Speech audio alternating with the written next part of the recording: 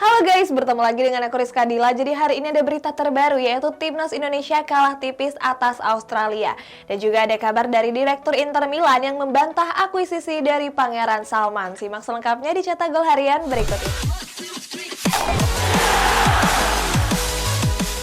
Berita pertama, Pep Guardiola yang sudah mengidolakan Toni Kroos bakal memboyongnya ke Manchester City. Yang berbeda hal nih dengan Chelsea yang mau memulangkan Saul Niguez ke Atletico Madrid. Pelatih Manchester City Pep Guardiola berniat untuk membajak gelandang Real Madrid yakni Toni Kroos. Guardiola bilang kalau Kroos merupakan pemain favoritnya sejak dulu. Pep sendiri disebut serius untuk memboyong Kroos ke kota Manchester. Kabarnya The Citizens bakal mendatangkan Kroos di bursa transfer musim panas mendatang. Pelatih yang identik dengan kepala pelontos ini juga sudah menyiapkan dana sebesar 25 juta euro. Akan tetapi El Real baru akan melepas Kroos di kisaran harga 30 juta euro. Chelsea dikabarkan siap mendaratkan bintang FC Porto yakni Luis Diaz. The Blues disebut ingin mendatangkan Diaz pada bursa transfer musim dingin mendatang. Klub asuhan Thomas Tuchel ini disebut sudah menghubungi pihak Porto untuk menggaetnya. Untuk bisa mendaratkannya ke Stamford Bridge, The Blues harus merogoh kocek yang gak sedikit. Pasalnya Porto membanderol harga dia sebesar 68 juta pound sterling atau sekitar 1,3 triliun rupiah. Di musim ini dia sudah mengkoleksi 7 gol dari 12 pertandingan di berbagai kompetisi. Chelsea berencana untuk nggak mempermanenkan Saul Niguez. Klub yang bermarkas di Stamford Bridge ini merasa nggak yakin dengan performa dari Niguez. Pasalnya gelandang asal Spanyol ini tampil nggak sesuai ekspektasi. Sebelumnya di bursa transfer musim panas kemarin, The Blues meminjam Saul Niguez dari Atletico Madrid. Akibat performa yang nggak konsisten, Chelsea disebut enggan untuk mempermanenkan Niguez.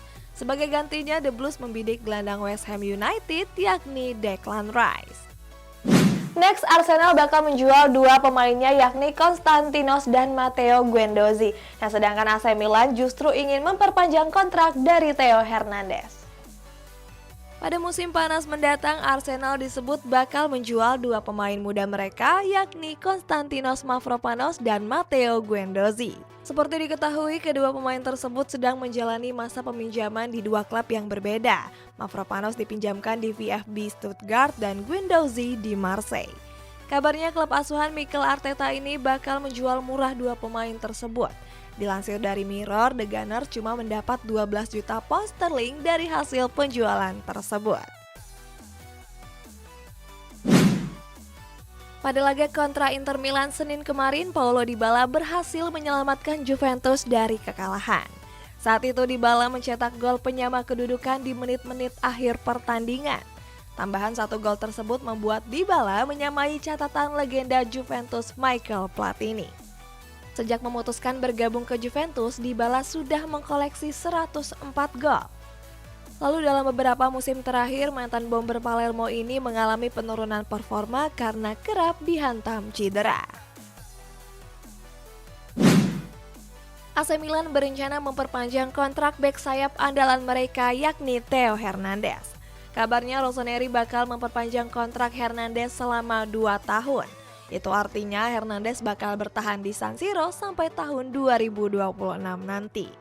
Sebelumnya kontrak Hernandez sendiri baru akan berakhir pada tahun 2024.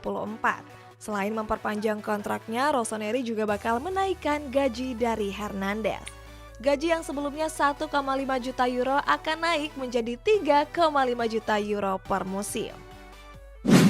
Berita selanjutnya, Direktur klub membantah kalau Pangeran Salman akan mengakuisisi Inter Milan. Nah, sementara itu kita jauh ke Indonesia, ada Timnas Indonesia yang menuai kekalahan tipis atas Australia. Direktur Inter Milan BP Marotta membantah kalau Nerazzurri bakal diakuisisi oleh Pangeran Muhammad bin Salman.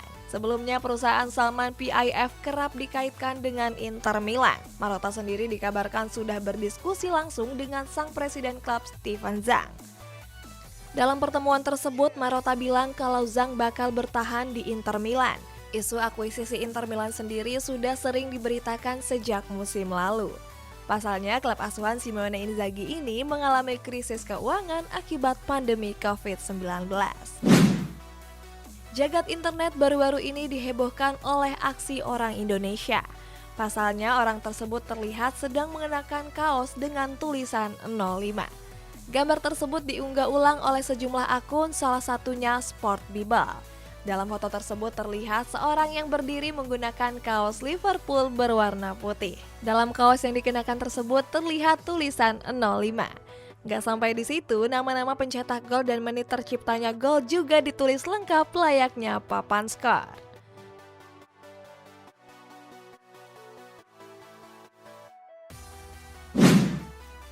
Pada babak penyisihan grup G kualifikasi Piala Asia U23, Timnas Indonesia gagal meraih kemenangan. Berlaga di Republikan Central Stadium, skuad Garuda kalah tipis atas Australia dengan skor 2-3. Sejak mulai laga, Australia langsung tampil dengan permainan pressing tinggi. Walaupun begitu, gol baru tercipta di babak kedua melalui sundulan dari Mark Tokic. Australia mencetak 2 gol tambahan melalui Patrick Wood dan Jacob Italiano. Sementara Indonesia cuma bisa membalas 2 gol melalui Witan Sulaiman dan Taufik Hidayat. Persib Bandung berhasil akhiri rekor nggak terkalahkan PSIS Semarang. Nah, sementara Persebaya Surabaya berhasil akhiri laga big match melawan Persija Jakarta dengan kemenangan. Pekan ke-9 nampaknya menjadi pekan tersial bagi PSIS. Pasalnya, skuad Mahesa Jenar harus menelan kekalahan pertama mereka dengan skor tipis 0-1. Bertanding melawan Persib Bandung, kedua tim sama-sama menampilkan permainan menyerang. Walaupun begitu, babak pertama berakhir dengan skor kacamata. Persib sendiri baru bisa mencetak gol pada menit 60 melalui Fedri Haryadi. Dengan hasil tersebut, skuad Maung Bandung merebut posisi puncak klasemen dari Bayangkara FC.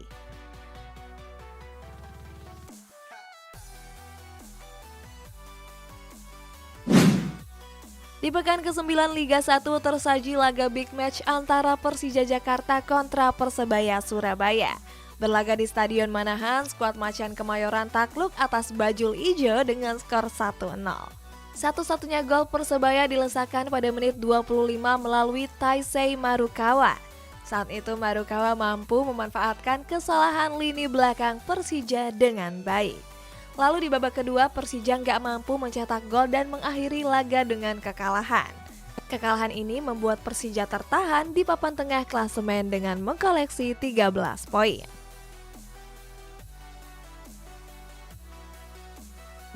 Kita masuk ke sesi baca komen, ini dari Wibu. Hanya seorang pecundang yang tidak mau mengakui kekalahannya. Iya guys, makanya kalau kalah tuh kalah aja, nggak usah malu untuk mengakui kekalahan. Nah buat kamu yang komentarnya mau dibacain juga, bisa langsung komen di bawah. Sampai jumpa!